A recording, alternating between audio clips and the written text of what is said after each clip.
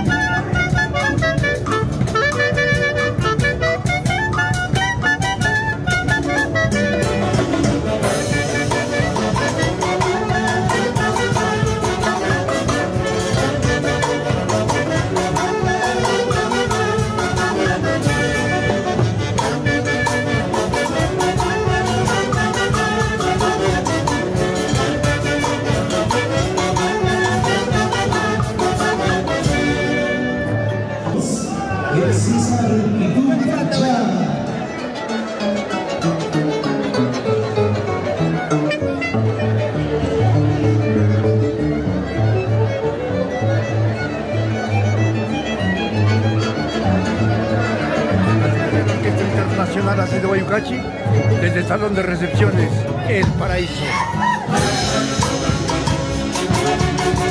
Recordando a Lindo Castro Flores.